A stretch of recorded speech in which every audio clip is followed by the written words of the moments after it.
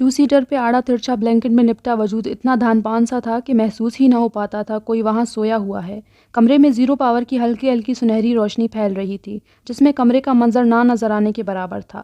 پائنتی کی جانب سے اچانک کسی نے اس پہ پڑا بلینکٹ مٹھی میں بھینچا اور غیر محسوس انداز میں کھینچنا شروع کیا، جو اس کے وجود سے پھسلتا ہوا نیچے سرکتا گیا۔ وہ کوئی نسوانی وجود تھا، جس کے لمبے ریشم جیسے بال الجھے بکھرے اس کا چہرہ چھپائے ہوئے تھے۔ آہستہ آہستہ جب خنکی محسوس ہونے لگی تو وہ نیند میں ہلکا سا کسمسائی، بازو سینے کے گرد لپیٹ کے ٹانگیں اوپر کیے وہ ٹھنڈ کے باعث سمٹ گئی۔ ایک مرتبہ پھر وہ ہاتھ رینگتا ہوا اس کے پاؤں پہ آ ٹھہرا، اور اب کی بار اس نے ایک ہی جھٹکے میں اس کا پیر نیچے کھینچ لیا تھا۔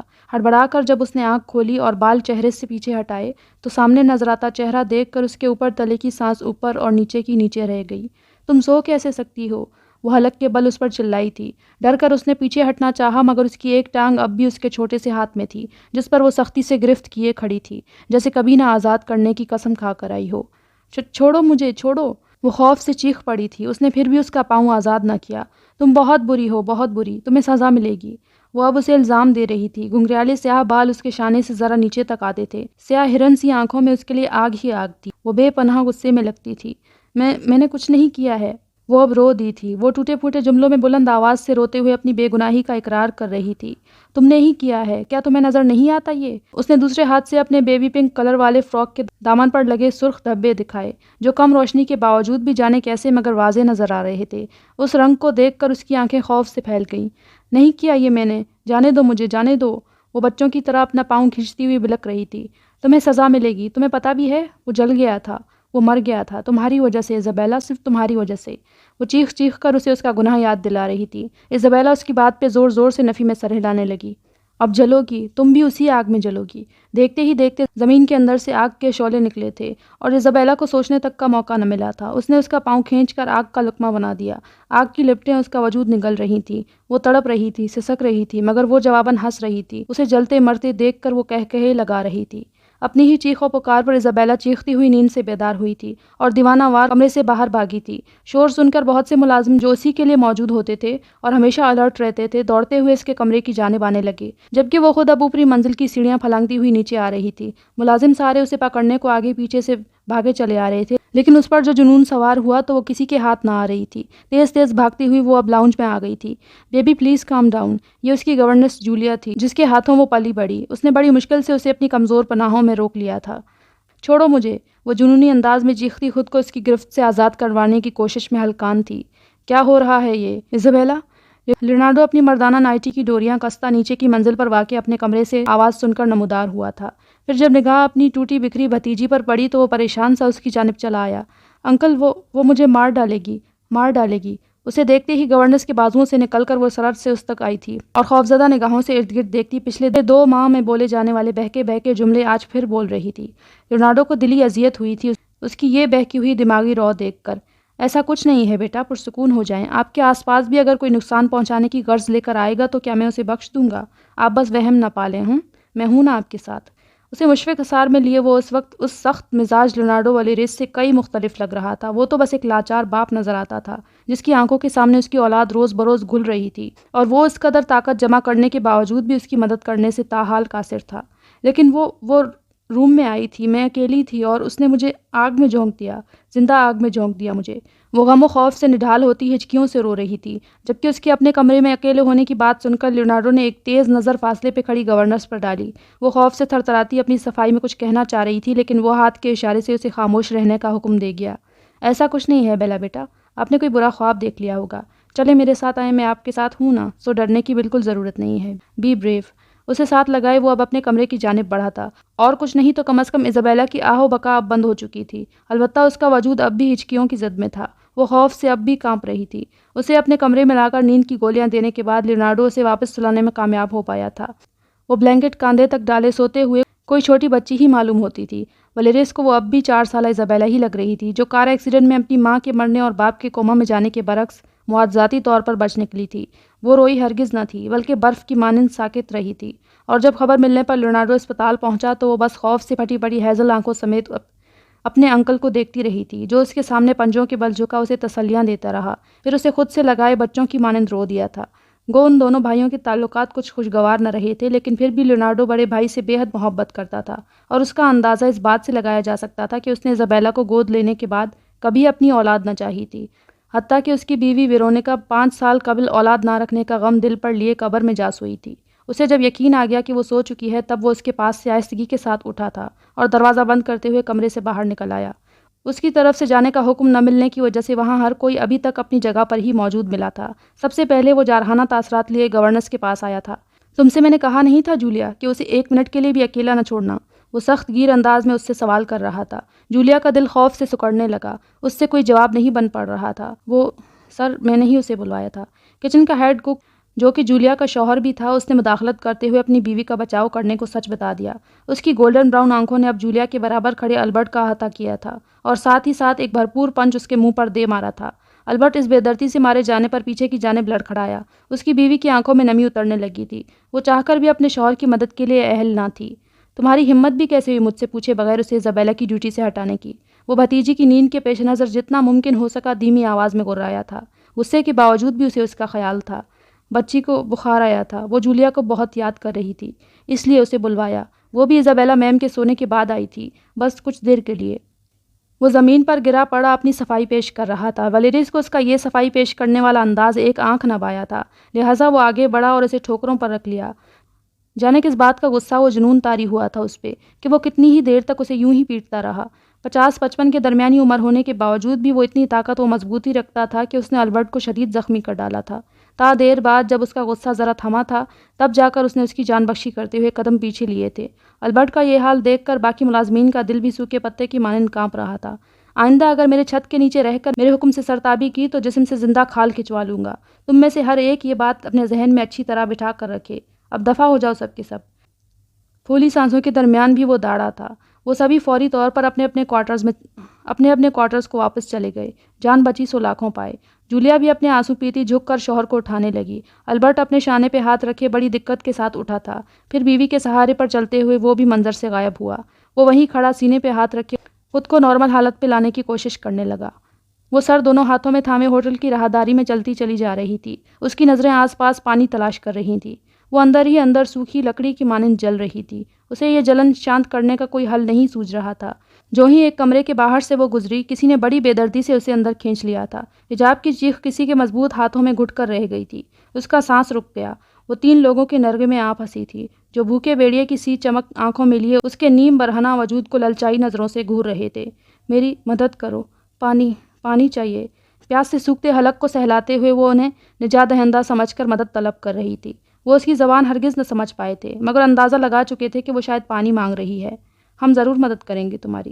ان میں سے ایک، جو اسٹیلا کا باڈی مین تھا، نے پیش قدمی کرتے ہوئے اس کا بازو دبوچ لیا تھا۔ لمس پاتے ہی ایک مرتبہ پھر اس کے اندر تھوڑی دیر پہلے کی سوئی ہوئی آگ پوری شدت سے بھڑک اٹھی تھی، جس نے اسے مزاحمت کرنے سے روک لیا تھا۔ وہ جانتے تھے کہ وہ خاص دوا کے زیر اثر تھی، ایسی دوا کہ جس نے اس کے اندر جنسی بھوک کی مقدار کئی گنا بڑھا دی تھی، لہٰذا انہیں یقین تھا کہ وہ بنا ہیل و حجت کے اپنا آپ ان کے ہاتھوں میں گنوا دے گی۔ وہ ایسا کر بھی گزرتی، پھر نہ جانے کیسے ذہن میں گونجتے جملوں کی بازگشت نے اسے ایسا کرنے سے روک دیا تھا۔ کسی مرد سے ایسی بے باکی تمہاری نظر میں کچھ بھی نہیں ہے؟ وہ سرد لہجہ پھر نئے سرے سے اس کے اطراف میں گونجا تھا۔ جاؤ یہاں سے۔ وہ چنگھاڑ اتنی وحشت انگیز تھی کہ حجاب پر مارے خوف کے اوس سی پڑ گئی تھی۔ عکس کا سرد لہجہ اس کے اعصاب پر یوں چھایا تھا کہ اسے مدہوشی میں بھی وہ سنائی دے رہا تھا۔ چھوڑو مجھے۔ پوری طاقت صرف کر کے وہ ان کی گرفت سے اچانک نکل کر دروازے کی طرف بھاگی۔ اس کے اس رد عمل پر وہ تینوں اتنے شاکڈ ہوئے کہ فوری طور پر اس کا پیچھا کرنا بھی بھول گئے۔ کیا اسے دوا نہیں دی تھی؟ باڈی مین کے دوست نے غصے سے پوچھا۔ دی تو تھی انہوں نے میرے سامنے اسے۔ وہ خود بھی حیران تھا۔ تو پھر وہ مزاحمت کیوں کر رہی ہے؟ دوسرے نے بھی جارحانہ انداز اختیار کیا۔ مجھے کیا پتا، چلو پہلے چل کر اسے پکڑ تو لیں، وہ زج ہو کر بولا تھا۔ ٹھیک کہہ رہا ہے یہ، پہلے اسے پکڑ لیتے ہیں، ویسے بھی وہ زیادہ مزاحمت نہیں کر سکے گی۔ پہلے والے نے کچھ سمجھداری دکھاتے ہوئے اس کے پیچھے جانے کی طرف توجہ دلائی۔ پھر ان 3 لوگوں نے وہاں سے اس کا تعاقب شروع کر دیا۔ حجاب میں بھاگنے کی سکت اتنی نہ رہی تھی اب۔ ایک تو اس نے ہیلز پہن رکھی تھی، اور دوسرا یہ کہ وہ ڈی ہائیڈریشن، پانی کی کمی کا شکار ہو رہی تھی۔ وہ رہی بھاگتے ہوئے آ کر ان لوگوں نے بالآخر اسے بیرونی دروازے پر دھر لیا تھا۔ چھوڑو، وہ چیخی، مگر اس کے منہ کو ہاتھ سے دبائے وہ اسے پارکنگ لاٹ میں گھسیٹ کر لے جانے میں کامیاب ہو چکے تھے۔ اٹلی میں بیشتر ایسے مقامات پائے جاتے ہیں جہاں کوئی زیر رو آباد نہیں ہوا کرتی۔ اس کی وجہ اکثر شدید زلزلے کو قرار دیا جا سکتا ہے، جو اکثر و بیشتر ان جگہوں پر رونما ہوتے رہتے ہیں، مگر چند ایسی جگہیں بھی ہیں جنہیں مافوق الفطرت یا پھر آسیب زدہ ہونے کے باعث بھی ترک کر دیا گیا۔ ان میں سے کئی جگہوں پر تو حکومت کی جانب سے داخلہ مکمل طور پر ممنوع قرار دیا گیا ہے، جبکہ کچھ جگہوں پر سیاحت کی غرض سے جایا جا سکتا ہے۔ انہی ترک شدہ مقامات میں سے ایک چھوٹا سا جزیرہ پویلیا ہے، جو اٹالین شہر وینس سے قریب 100 یا اس سے زائد کلومیٹر کے فاصلے پر موجود ہے۔ اس جزیرے کو ایک نہر دو مزید چھوٹے حصوں میں تقسیم کرتی ہے۔ طاعون اور دیگر امراض میں مبتلا افراد کو اکثر آبادی سے دور اس جگہ منتقل کر دیا جاتا تھا۔ پھر بعد میں یہاں دماغی امراض کے علاج کے لیے ایک اسپتال قائم کیا گیا، جس کی بھی اپنی الگ ہی کہانی ہے۔ بہرحال اس جزیرے پر پیش آنے والے مختلف عجیب و غریب واقعات کے باعث حکومت نے اس جزیرے پر لوگوں کا داخلہ سختی سے ممنوع قرار دے دیا۔ اب یہاں جانے پر پابندی کی اصلی وجہ واقعی اس کا آسیب زدہ ہونا تھا یا پھر کچھ اور، اس کے بارے میں یقین سے کچھ نہیں کہا جا سکتا۔ اس جگہ کو بے حد خوبصورت اور نہایت پرسکون خیال کیا جاتا ہے۔ بعض اوقات چیزیں اوپری سطح سے جتنی آسان معلوم ہوتی ہیں، حقیقت میں وہ اتنی ہی پیچیدہ ہوا کرتی ہیں۔ کون کہہ سکتا تھا کہ شہر و آبادی سے الگ تھلگ موجود یہ جزیرہ اتنا بھی خالی نہ تھا جتنا اس سے متعلق تصور کیا جاتا تھا۔ گلاس سے بنی دیوار کے نزدیک رکھے صوفے پر بیٹھا وہ ہاتھ میں پکڑی وائلن پر انتہائی محویت سے ساز بکھیر رہا تھا۔ ذہن میں اس وقت بس ایک ہی چہرہ گردش کر رہا تھا، وہ سیاہ ہرنی آنکھوں والا چہرہ۔ اسے تنہائی میں اس کی چیخ سنائی دیتی تھی، جس کے اثر سے نکلنے کے لیے وہ اس دھن کا سہارا لیتا تھا۔ وہ دھن آس پاس کی فضا میں عجب بھاری پن سا پیدا کر رہی تھی، بڑا بوجھل اور نہایت گہرا ساز تھا۔ کچھ ماحول پر چھائی گمبھیرتا کانچ کی دیوار سے پار نظر آتے اس حسین نظارے کی مرہون منت بھی تھی، جہاں سے سمندر کا نیلا پانی اور اس کے نزدیک کھڑے چھوٹے چھوٹے سے پہاڑی سلسلے نظر آتے تھے۔ دوپہر کی دھوپ پگھلے ہوئے سونے کی مانند ان دلکش مناظر پر گرتے ہوئے ان کو اپنی لپیٹ میں لیے ہوئے تھی۔ صوفے کی پشت پہ سینے پر مضبوطی سے ہاتھ باندھے سیاہ فام باڈی گارڈ کھڑا تھا۔ لمبے قد اور مضبوط جسامت کے برعکس اس کا انداز ذرا گھبرایا ہوا سا تھا۔ ماتھے پر ٹھنڈے پسینے کے قطرے پھوٹ رہے تھے۔ وہ 4 دن سے مسلسل اس کے حکم کی تعمیل میں لگا رہا تھا۔ جانے اس لڑکی کو زمین کھا گئی تھی کہ آسمان نگل گیا تھا۔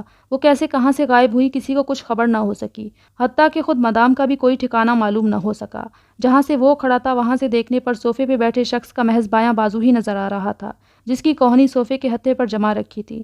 سامنے کانچ پہ بنتا اس کا عکس ہاتھ کی کلائیوں تک آتے سفید شرٹ کو ظاہر کر رہا تھا۔ اس کے ہاتھوں کا رنگ ٹین تھا، یعنی سانولا سا۔ وائلن کے تاروں کو چھیڑنے والے ہاتھ کی کلائی سفید آستین سے باہر جھانک رہی تھی، جس پر پڑا نشان بہت زیادہ واضح تو نہ ہو رہا تھا، البتہ اس کا تھوڑا سا سفید پڑتا حصہ بآسانی دیکھا جا سکتا تھا۔ کانچ پہ نظر آتے اس کے ہلکے سانولے رنگت والے چہرے پر گہری سنجیدگی طاری تھی۔ نچلے لب تلے لم سے حیات دے جانے والی کا نشان ہلکا ہلکا سا اب تک سبز تھا، جو بڑھی ہوئی شیو کی وجہ سے کافی حد تک چھپا ہوا تھا۔ بہت دیر بعد جب اس نے ہاتھ روکا تب اپنے پیچھے کھڑے شخص کی موجودگی کا خیال آیا۔ کیا بات ہے؟ اس نے سرد لہجے میں دریافت کیا۔ پچھلے 15 منٹ سے وہ خبر دینے کے لیے یوں ہی اس کے پیچھے مؤدب سا کھڑا تھا۔ اب جب وہ متوجہ ہو گیا تو اسے سمجھ نہیں آ رہا تھا کہ وہ یہ بات بتائے کیسے۔ زبان تو حلق سے نہیں کھینچ لی کسی نے تمہاری؟ اسے مسلسل خاموش پا کر اپنے سامنے موجود کانچ کی میز پر پیر پسارتے ہوئے وہ طنزیہ بولا۔ ہمیں وہ نہیں ملی، اس نے مرے مرے انداز میں اطلاع دی۔ مایوسی بھری خبر اس کے مالک کو پسند نہیں آئے گی یہ وہ جانتا تھا، مگر وہ مجبور تھا۔ بہرحال اطلاع تو دینی ہی تھی۔ اس کے خوف کے برعکس وہ اس بات کو سن کر ایک سرد ہنسی ہنسا۔ مقابل کی یہ ہنسی اس کی ہڈیوں میں سنسنی دوڑا رہی تھی۔ باڈی گارڈ کو لگا جیسے وہ کمرے کے بجائے ایک سنسان پڑے قبرستان میں اکیلا کھڑا ہے اور اچانک ایک مردے نے اٹھ کر قہقہا لگایا ہے۔ کچھ اتنی ہی وحشت انگیز ہنسی تھی وہ۔ تم نے مجھے حیران کر دیا آج پیٹر۔ 5 منٹ کے عرصے میں جو لڑکی میرے کمرے سے نکل بھاگی وہ اتنے مختصر عرصے میں ہوائی مخلوق بن کر ہوٹل سے غائب بھی ہو گئی۔ واقعی تم نے آج کمال کی حیران کن خبر سنائی، بہت ٹھہرے ہوئے انداز میں کہہ کر وہ ایک مرتبہ پھر ہنس دیا۔ ہم نے CCTV کیمرے چیک کیے، انتظامیہ سے بھی محتاط انداز میں پوچھ تاچھ کی، مگر وہ ہمیں نہیں ملی۔ لگ رہا تھا جیسے کسی نے اس کے نشان مٹا دیے ہوں۔ اپنے ڈر و خوف کو پس پشت ڈال کر وہ مشینی انداز میں اسے تفصیلات سے آگاہ کر رہا تھا۔ کیا مدام سے بھی کچھ پتہ نہ چلا؟ آستینیں فولڈ کرتے ہوئے وہ نہایت سنجیدگی سے پوچھ رہا تھا۔ چند لمحے قبل والی طنزیہ ہنسی کا شائبہ تک نہ تھا۔ مدام کو تلاش کیا پر وہ نہ ملی، یہ بتاتے ہوئے وہ کچھ ہچکچایا تھا۔ اس کے جواب دینے کے بعد وہ کچھ نہ بولا۔ صوفے کے بائیں جانب سے ہاتھ بلند کر کے باڈی گارڈ کی طرف بڑھایا تھا، جس میں تاش کے 3 پتے بند تھے۔ تینوں کی پشت سیاہ تھی۔ اس عمل نے اس کی کلائی کا اوپری حصہ اب کے مکمل طور پر واضح کر دیا تھا۔ کلائی پہ پڑے سفید نشان کو اگر غور سے دیکھا جاتا تو وہ ایک شانت کھڑے شیر کے چہرے جیسا نظر آتا تھا۔ اس میں سے ایک لو مقناطیسی آواز میں کھلی سنجیدگی کا عنصر اس بار کچھ اور بھی گہرا تھا۔ پیٹر نے خشک پڑتا گلا تر کیا، پھر کپکپاتے ہاتھ سے آگے بڑھ کر 3 پتوں میں سے ایک بہت سنبھل کر باہر کھینچا اور دیکھے بغیر اس کی جانب بڑھا دیا، جسے وہ اس کے ہاتھ سے جپٹ چکا تھا۔ اس کے اس عمل نے پیٹر کا خون خشک کر دیا۔ بادشاہ ہاتھ میں پکڑے کارڈ کو بلند کر کے اپنے پیچھے دکھایا۔ جسے دیکھنا ہی تھا کہ پیٹر کے لب مسکراہٹ میں ڈل گئے، یعنی وہ رحم دکھانے والا تھا۔ تمہاری قسمت اچھی ہے پیٹر، بادشاہ کہتا ہے کہ دل بڑا کر کے ایک موقع دیا جائے تمہیں۔ بوٹ میں مقید پیر ہلاتے ہوئے وہ خاصی دلچسپی سے بولا۔ آپ کا شکریہ سر۔ وہ بے حد ممنون نظر آ رہا تھا۔ اب جاؤ، دوبارہ کوشش کرو، اور یاد رکھنا اس بار خالی ہاتھ لوٹنے کے بعد اگر میرے پاس یہ منہ لے کر آئے تو تمہارا فیصلہ تاش کے باقی پتے نہیں، حکم کا اکا کرے گا۔ اس کے ٹھنڈے ٹھار لہجے سے ادا ہوئے یہ الفاظ سن کر پیٹر کو لگا جیسے باہر کڑکتی دوپہر میں طوفانی برف گرنے لگی ہو۔ ویتنام وار میں امریکی فوجی اپنی ٹوپیوں کے اوپر ایس آف اسپیڈ یعنی حکم کا اکا لگا کر لڑا کرتے تھے، کیونکہ ویتنام میں حکم کے اکے کو موت کی علامت سمجھا جاتا ہے، جسے امریکی فوجی ویتنام کے فوجیوں کو ڈرانے کے لیے استعمال کرتے تھے۔ یہ ویتنام کے فوجیوں کو مارنے کے بعد تاش کا یہی پتا ان کے مردہ جسم پر لگا دیا کرتے تھے تاکہ ویتنامی ان کی دہشت سے مغلوب ہو سکے۔ میں آپ کو مایوس نہیں کروں گا سر۔ خشک گلا تر کرتے ہوئے اس نے حتی الامکان اپنی آواز کو مضبوط ظاہر کیا۔ اس کی بات مکمل ہوتے ہی اس نے ہاتھ سے اسے جانے کا اشارہ دیا تو وہ سر ہلاتا چپ چاپ کمرے سے باہر نکل گیا۔ پیٹر کے جانے کے بعد اس نے میوزک سسٹم آن کیا۔ اس کے اپنے ہی وائلن کی ریکارڈ کی گئی دھن پھر سے خالی پڑے کمرے کی خاموشی چاک کر رہی تھی۔ ذہن اس وقت مختلف خیالات کی آماجگاہ بنا ہوا تھا۔ ولیریس، وجدان، ایزابیلا، لورینزو، صوفیہ، حجاب اور اب یہ گمشدہ حسینہ۔ غرض اس کے پاس کرنے کو اور سوچنے کو بہت سے بھی بہت چیزیں تھیں۔ اس سب کے باوجود بھی وہ بڑے سکون سے آنکھیں بند کیے بیٹھا اپنے شاہکار کو سن رہا تھا کہ جب سامنے میز پر رکھے موبائل کی رنگ ٹون بھی اس آواز میں شامل ہو گئی۔ لمبی پلکیں اٹھاتے ہی سیاہ آنکھیں موبائل اسکرین پر آ ٹھہری، جس کے قریب ہی B&H کا سگریٹ باکس، تاش کے وہ 3 پتے اور ایشٹرے موجود تھے۔ ساؤنڈ سسٹم آف کر کے کال اٹھا لی۔ ہاں نظام، کہو کیا بات ہے؟ کیا تمہیں خبر نہیں ملی اب تک؟ وہ الٹا اس سے سوال کر رہا تھا۔ میرا مخبری نظام تو تمہارے پاس ہے یار، سو خبر تو تمہیں مجھے دینی چاہیے۔ بڑھی ہوئی شیو کے درمیان موجود اس کے لب مسکرائے۔ کیوں، امورا کو ڈھونڈنے میرے علاوہ کیا اور لوگ نہیں بھیجے تھے؟ وہ طنزیہ کہہ رہا تھا۔ وہ معاملہ الگ تھا، اور یہ تم کیوں اسے امورا کہہ رہے ہو؟ اس کی مسکراہٹ غائب ہوئی تھی۔ تو کیا ہوا، اچھا نام تو ہے۔ وہ شاید اس کی سنجیدگی محسوس کیے بنا ہی بولا تھا۔ میں نے تمہاری رائے نہیں لی کہ کیسا ہے، اب وجدان کی بہن کا ذکر چھوڑو اور وہ بات بتاؤ جس کے لیے کال کیا۔ سرد آواز میں کہتے ہوئے اس نے فوراً بات بدل دی تھی۔ او ہاں، وہ میں یہ بتا رہا تھا کہ ولیریس کو دیا جانے والا تمہاری طرف سے پہلا جھٹکا بڑا کامیاب رہا۔ آج کل اس کے اہم کاموں کی فہرست میں ماسک مین کو ڈھونڈنے کے کام کا اضافہ کر دیا گیا ہے۔ وہ خاصے پرجوش انداز میں بتا رہا تھا۔ نظام کی بات سن کر اس کے لبوں کی مسکراہٹ پھر سے بحال ہو گئی۔ اس بار وہ مسکراہٹ ذرا پراسرار تھی۔ ماسک مین، اس سے زیادہ گھٹیا نام نہیں دے سکتا تھا وہ مجھے۔ اب یہ تو وہ ہی جانے، ویسے اتنا غلط بھی نہیں ہے یہ نام، تم پہ سوٹ کر رہا ہے۔ اس کی آواز میں ہنسی محسوس کی جانے والی تھی۔ تمہاری رائے پوچھی کیا میں نے؟ مجھے لیونارڈو کے ہر کام کی خبر چاہیے، یہاں تک کہ اگر وہ کوئی خفیہ کام بھی انجام دے رہا ہو تب بھی۔ ایک پل نہیں چوکنا ہے اس سے تمہیں، یاد رکھنا یہ بات۔ وہ تنبیہ کر رہا تھا۔ میری آنکھیں کان سب اسی کی طرف لگے ہیں، تم بے فکر رہو، الیکشن کیمپین چل رہے ہیں آج کل، وہ انہی کاموں میں زیادہ مصروف ہے۔ اس نے مزید اضافہ کیا۔ اس کی سیاہ آنکھیں کسی خیال کے تحت چمک اٹھیں۔ ہم بھی اسے ٹکر دیں گے اس بار کے الیکشن میں مداخلت کر کے۔ اس کی بات سن کر دوسری طرف وہ ششدر رہ گیا۔ لیکن یہ ہم کیسے کر سکتے ہیں؟ تم جانتے ہو نا ایسا کرنے سے تمہیں اٹینشن ملے گی اکس، اور اس طرح تم سب کے سامنے آ جاؤ گے۔ تم بے فکر رہو نظام، میں یہ کام سامنے آئے بغیر بھی انجام دے سکتا ہوں۔ وہ مسکراتے ہوئے خاصی پراعتمادی سے بولا۔ مجھے تمہاری صلاحیتوں پر کوئی شبہ نہیں ہے۔ نظام نے اسے سراہا۔ تو پھر چلے آؤ یہاں، جلد از جلد آگے کا لائحہ عمل طے کرتے ہیں، اس نے حکمیہ کہا۔ لیکن پھر امورا، میرا مطلب ہے حجاب کا معاملہ۔ اس نے احتیاط سے یہ ذکر دوبارہ چھیڑا۔ اکس کی پیشانی پر بل پڑ گئے۔ یہ تمہاری سوئی پھیرا کے اس لڑکی پہ اٹک گئی؟ نظام گڑبڑا سا گیا۔ اب اس میں میرا کیا فائدہ، تمہارے لیے پوچھ رہا تھا میں تو۔ ہاں ہاں پتہ ہے، اب فون رکھو۔ وہ بیزار ہوا۔ اچھا بس یہ ایک آخری بات ہے، وہ جلدی سے بول پڑا۔ کون سی بات، جلدی بولو۔ اس کی کوفت میں مسلسل اضافہ ہوا جا رہا تھا۔ تم نے تو ابھی اسے دیکھا تک نہیں اور مجھے نام بھی نہیں لینے دے رہے۔ جب دیکھ لو گے تو شاید اسے دیکھنے والے ہر مرد کو چن چن کر زندہ درگور کر دو گے۔ شرارت سے کہہ کر اس نے اکس کے کچھ کہنے سے قبل ہی فون بند کر دیا۔ میں کیا اتنا پاگل اور فارغ لگتا ہوں؟ احمق شخص۔ موبائل اسکرین دیکھ کر بڑبڑاتے ہوئے سر جھٹکا۔